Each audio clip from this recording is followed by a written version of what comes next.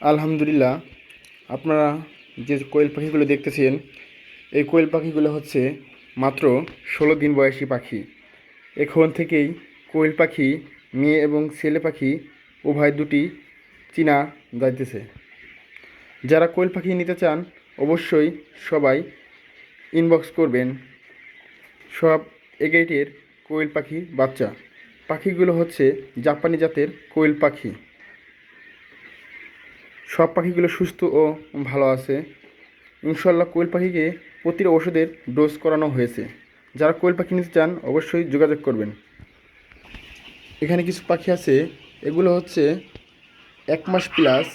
এই কোয়েল পাখিগুলো সর্বোচ্চ 10 থেকে 12 দিনের ভিতর ইনশাল্লাহ ডিম পারবে।